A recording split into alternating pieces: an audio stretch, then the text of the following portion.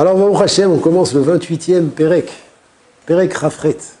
Il dit le Nefesh HaChaim, Velazot, Af Hi, la Torah aussi, Derech Yeridata, en descendant des mondes, Elionim, supérieurs à ce monde, Ve Derech Ishtal Sheluta, en passant d'un maillon à un autre, comme on avait expliqué, la Torah elle est descendue des Olamot Elionim. Parmi tous les mondes, on va expliquer, Bezrat Hashem, c'est quoi cette notion de tous les mondes? Qu'est-ce que ça veut dire tous les mondes? En tout cas, en descendant des Olamot Elionim, d'un maillon à un autre, mi madriga les madriga, d'un échelon à un autre, mais olam les olam, d'un monde à un autre. Donc on entend là que la Torah elle est passée par une ishtal shelut, d'un maillon à un autre, par une, on va dire comme une échelle, elle est descendue de l'échelle, elle est passée d'un monde à un autre. Tzimtzema atzma. Traduction littérale, elle s'est réduite. Mais ça ne veut pas dire qu'elle s'est réduite, Chazvé Shalom, parce qu'on a expliqué au dernier cours, je ne sais pas si vous vous en rappelez, que la Kedusha de la Torah, comme elle est dans les Olamot Elionim, elle est dans notre monde. Ça veut dire que c'est exactement la même Kedusha. Vous entendez, Rabotai? La Torah, elle est descendue dans ce monde. Il faut qu'on s'habitue à ce principe un petit peu. On ne saisit pas, hein. Mais c'est un scoop, comme dirait Ravizan. Mais c'est un scoop. C'est terrible. La Torah est descendue dans ce monde il y a 3500 ans, Rabotai.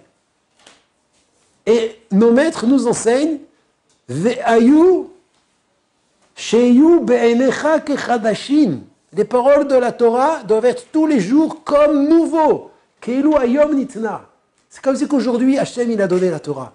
Est-ce que vous réalisez, est-ce que vous vous rendez compte de ce que cela veut dire? Un événement qui a eu lieu il y a 3500 ans, que tout le monde y croit, tout le monde sait, cet événement s'est passé, ça s'est réalisé. Et on l'a transmis de père en fils. Ça s'est vraiment réalisé. Il y a plus de 3 millions de personnes qui ont entendu le dévoilement d'Hachem. Anochi Adonai Elohecha Asher Hotzeticha Me'eretz Mitzrayim, avec les Aseret Adibrot, les 10 paroles qu'Hachem a dit à Moshe, bien que nous n'en avons entendu que 2, mais Moshe a entendu tout le reste avec toute la Torah pendant 40 jours et 40 nuits. C'est un événement qui s'est vraiment réalisé, qui s'est produit. Quand il s'est produit? Aujourd'hui! Aujourd'hui! Noten la Torah! C'est quoi les brachot? Baruch Hashem, Noten la Torah. Noten la Torah! Il confirme. Il donne la Torah. Aujourd'hui! Ve'ayu be'enecha kechadashim, cela veut dire, Rabotai, que Matan Torah, c'est tous les jours. Arrête, c'est une blague. Il y a 3500 ans, tu me dis que c'est tous les jours.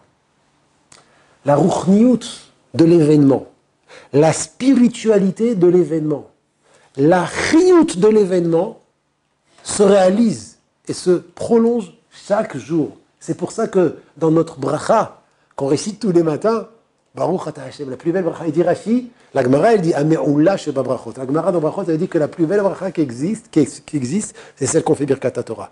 Pourquoi? Parce qu'il y a un Shevach à 3 choses.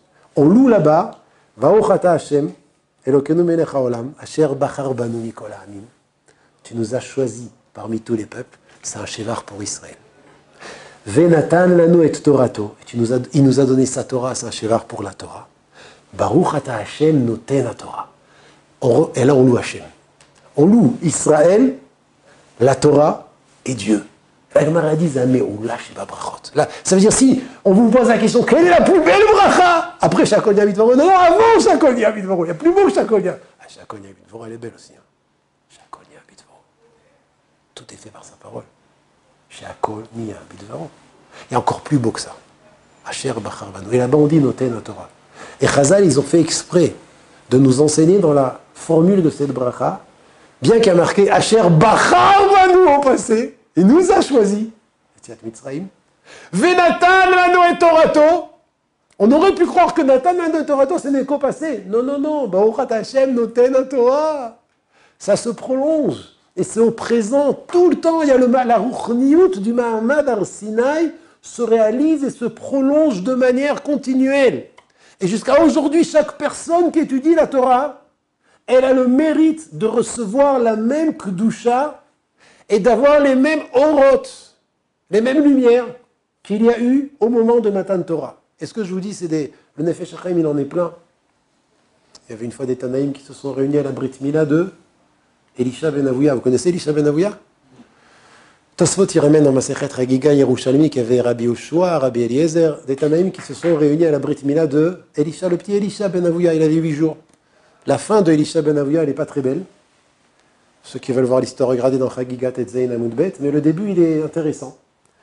C'est que quand ils sont venus à la Brit, alors vous savez que comme dans tout Brit, d'ailleurs, je vous dis, si on vous invite à une Brit à 8h du matin, ça ne sert à rien d'arriver à 8h. Comme dans toute Brit, on annonce 1h et c'est 1h après. Alors les Tanaïm, ils sont venus à la Brit, d'accord? Et ils ont vu que les gens, ils étaient assis, ils parlaient de choses et d'autres. Et eux, ils se sont dit, attends, pendant qu'eux, ils parlent de leurs bêtises, nous aussi, on va parler de ce qui nous est à cœur. C'est quoi? C'est la Torah. Ils se sont assis, ils ont commencé à parler de Torah. Et voilà que le feu s'est mis à brûler au-dessus de leur tête et autour d'eux. Alors, Avouya, c'est Avia Ben, le papa du bébé, il est venu, il leur a dit « Hey, vous êtes venus brûler ma maison ?» Alors, ils leur ont dit « Non, t'inquiète pas, ce feu, c'est pas un feu qui dévore, c'est pas un feu qui brûle. C'est pas un feu qui brûle, c'est le même feu de Har Sinaï. » Comment ça, c'est le même feu de Har Sinaï? Ben ouais. Quand les gens ils étudiaient la Torah, le Mahamad Har Sinaï se reproduit. Donc, de la même manière qu'Har Sinaï avait un feu, nous, on étudiait la Torah, Rabbi Yoshua, Rabbi Eliezer. Et le feu de Mahamad Har Sinaï venait autour d'eux, alors qu'on était 1000 ans après Mahamad Har Sinaï, venait et brûlait autour d'eux. Ils ne brûlaient pas dans le sens de consumer, mais ils venaient se dévoiler autour d'eux. Et tellement ils étaient kedoshim, tellement ils étudiaient la Torah avec ferveur, et tellement eux, ils étaient purs et saints, que même les autres pouvaient voir le dévoilement de ce feu. Pourquoi? Parce que le feu symbolise le feu du Har Sinaï. Nous, on ne le voit pas, mais je peux vous promettre que quand vous étudiez la Torah, là, dans le Beth Midrash, c'est le feu. Ce n'est pas qu'une expression. On ne le voit pas. Mais quand on étudie la Torah, noter la Torah, Kadosh Baruch Hu réalise de nouveau le dévoilement du Har Sinaï. Je t'écoute, Yoram. Oui, il faut comprendre le sens littéral, un vrai feu. Comme, oui, mais pas tout le monde le voit. D'accord. Sauf si c'est quelqu'un qui est très, très, très Kadosh, comme les Tanaïm, que même les gens simples pouvaient... On sentait quelque chose, quoi. Exactement, exactement. Parce qu'il y avait un dévoilement du Mahamad Har Sinaï. Et d'ailleurs, la fin de l'histoire, bon, je la raconte quand même, c'est quoi la fin de l'histoire, vous connaissez? Avouya, il a dit le papa à Avia Ben. Il a dit quoi? Si c'est ça la force de la Torah, alors je donne mon fils à la Torah. Mais comme il n'avait pas une kavana lishma, donc la fin de Elisha ben Avouya, c'est qu'il est mort koffer. Il a fallu que Rabbi Meir et Rabbi Yochanan le sauvent et le rentrent au Gan Eden parce qu'il ne pouvait pas rentrer au Gan Eden. Ça, c'est une petite parenthèse. Donc il dit le Nefesh, oui. Même qu'il ait donné son fils, etc., c'était pas suffisant. C'était pas les Shem Shamaim. Lui, il a donné son fils parce qu'il a vu le feu et la beauté et la grandeur de la Torah. Il dit, si c'est ça la Torah, alors si ce fils y vit, je veux le donner à la Torah. Et Elisha ben Avouya est devenu Tana lui aussi. Mais après, il a mal tourné. C'est les Shem Shamaim, Non, c'est pas les Shem Shamaim. C'est pour la Torah qu'il l'a fait. Non, c'est pas pour la Torah, c'est pour le kavod. C'est pour le kavod que la Torah elle donne. Donc, c'est vrai que, bien que d'un autre côté, il y a marqué Leolam yasok adam batorah ou bamitzvot, afilu shelo lishma, shemitor shelo lishma balishma. La réponse, elle est. Vous avez compris la question? Quel est le problème que Avouya, le papa, il a dit si c'est ça la Torah, alors je donne mon fils à la Torah s'il vit. Et à cause de ça, il est mal sorti, la Gemara, elle dit.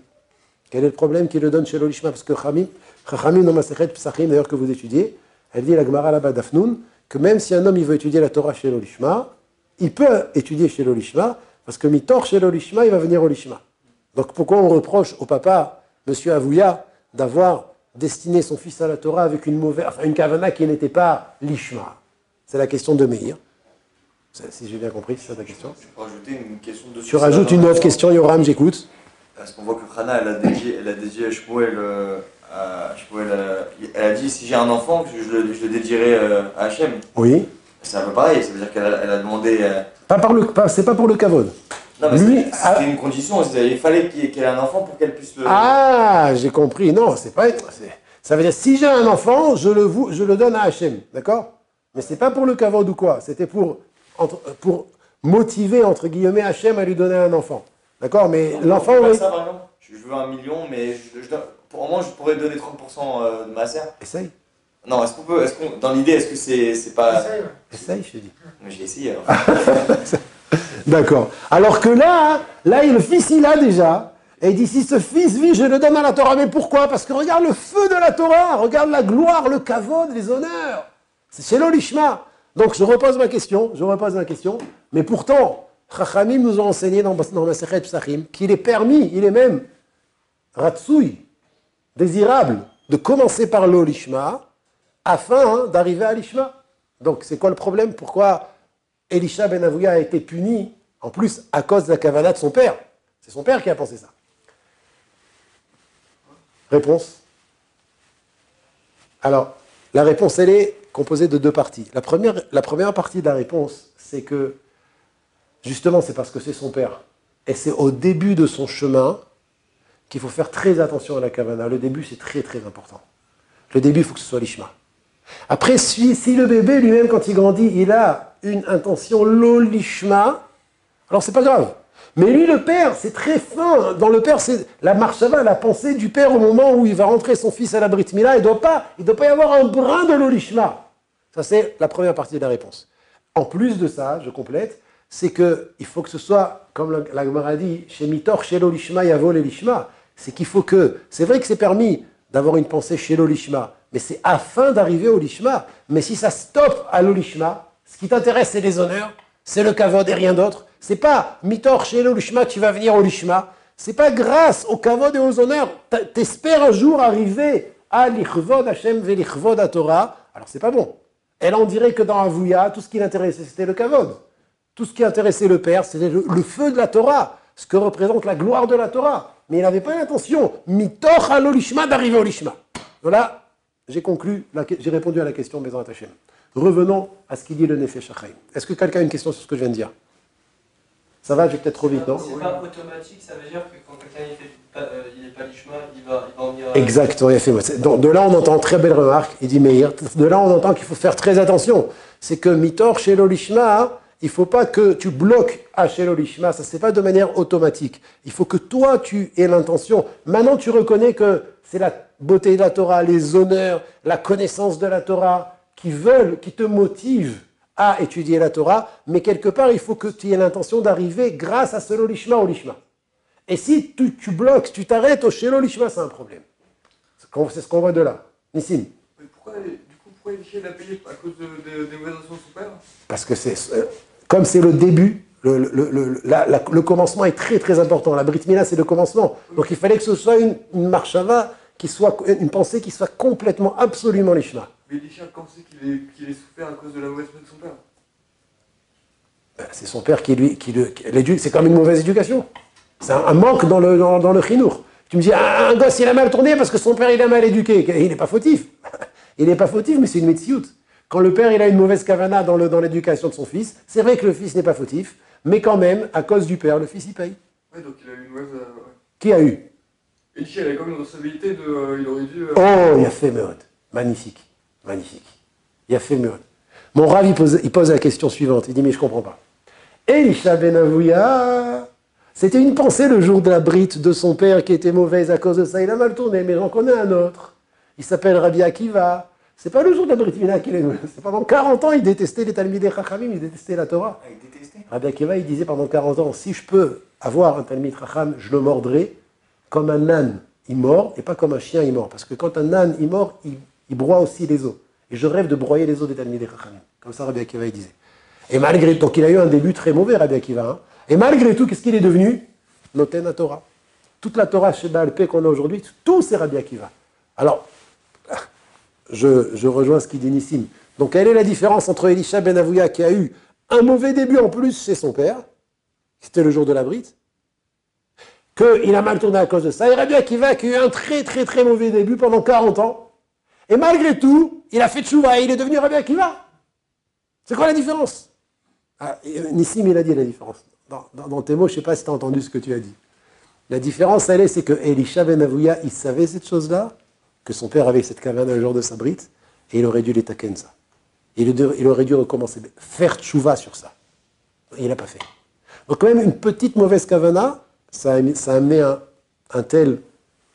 une telle yetsia alera. Alors que Rabbi Akiva, lui, il savait qu'il avait une mauvaise kavana pendant 40 ans, il a fait tchouva dessus. Il a réparé cette chose-là. Il a aimé les Talmidei Chachamim. Et bien de cette manière, il a été metaken, c'est pour ça qu'il est sorti Rabbi Akiva. Il est bien sorti Rabbi Akiva. Donc quand un homme il fait une erreur, il peut avoir une erreur. Son père il peut faire une erreur, lui il a pu faire une erreur. Mais t'es taken, tu peux te reprendre. Tu peux réparer. Elisha ben Avouya n'a pas réparé. Rabbi Akiva, il a réparé. Voilà, ça c'est pour la question. Yoram, tu voulais poser une question? Ouais, c'était quoi? Donc les intentions de Hana alors pour Shmuel? Oui. Parce que c'est quand même un cas un peu similaire. Puisque le père de Elisha, Abouya, le père, Oui. il a dit donc si mon fils il survit à la Brit Mila, alors je le donnerai à la Torah. Oui. Pareil, Hana dit si j'ai un fils, je le donnerai à la Torah. Mais c'est que Hana, elle le voulait que pour la Torah, elle a fait ça que pour la Torah. Et que son père, il a fait ça pour le kavod. Voilà, Chazak, tu l'as dit toi-même. Tu as répété ce que j'ai dit en fait. Hein.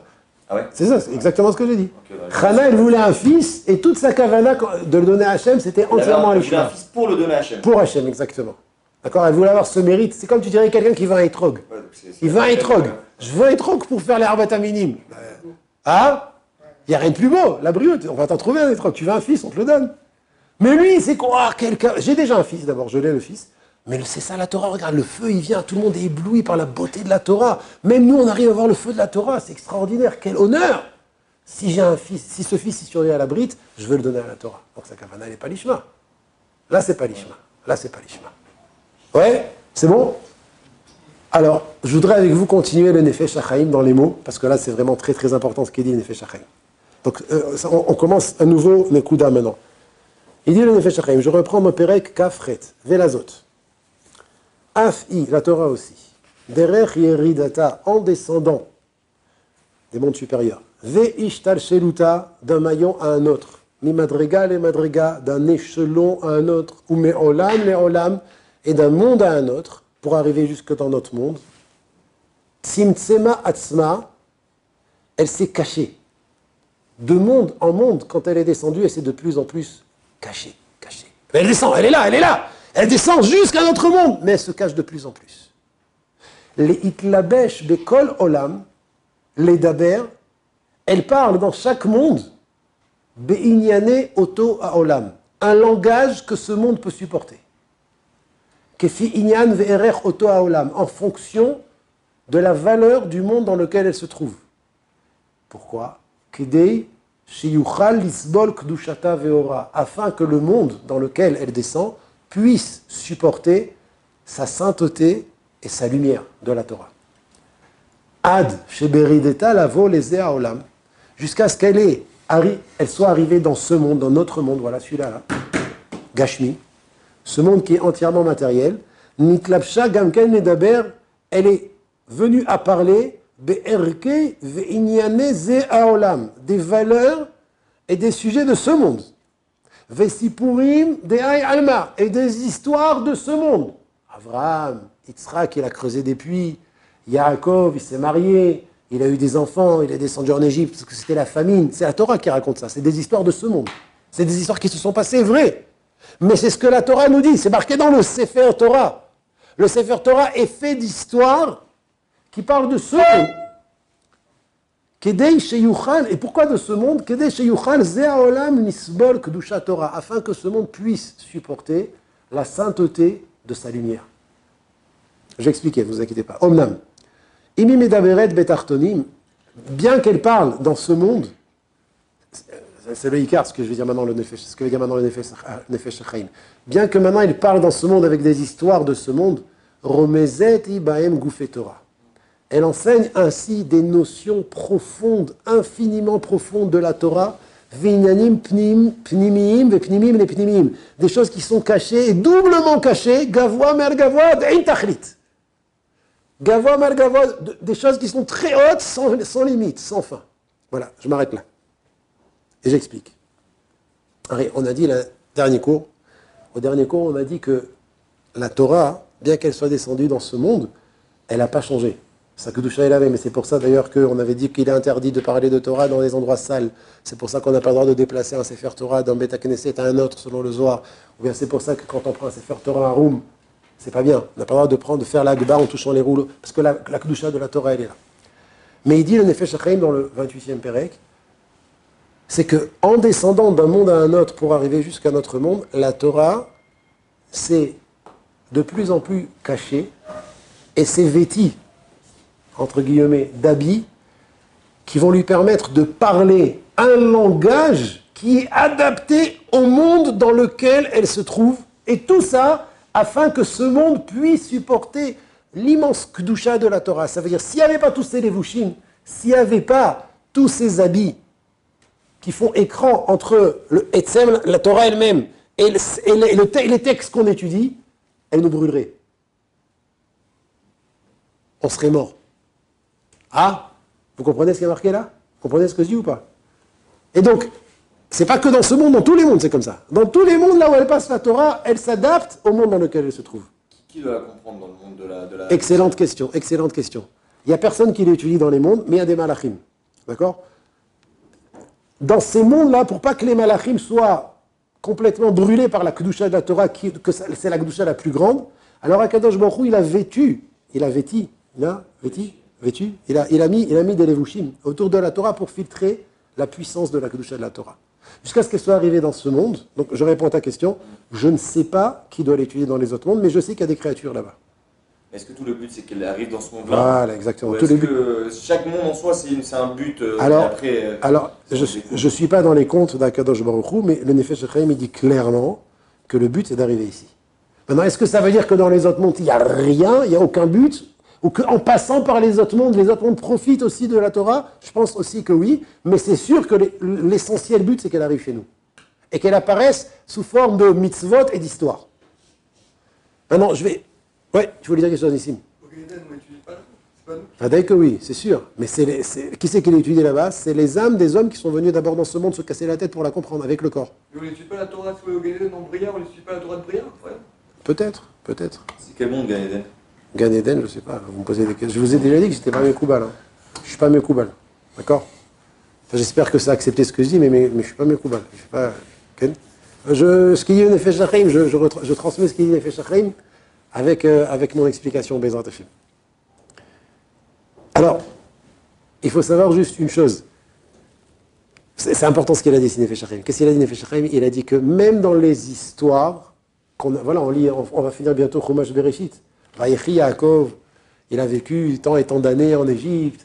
L'esclavage, en Égypte, il y a eu l'esclavage, ça a commencé, les 10 plaies qu'on va voir dans Shemot, la sortie d'Égypte, la traversée de la mer Rouge, etc. C'est des histoires qui se sont passées. Mais vous comprenez bien qu'il y a 1 milliard fois plus d'histoires qui se sont passées avec l'homme Israël que celles qui sont marquées dans la Torah.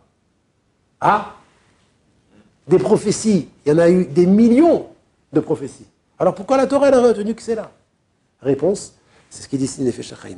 Parce que même dans les histoires que la Torah nous dit qu'elle a choisies, qu'Akadosh Baruch Hu a choisies, dans ces histoires-là se cachent derrière des gouffées Torah, des notions profondes, essentielles de la Torah avec lesquelles le monde a été créé.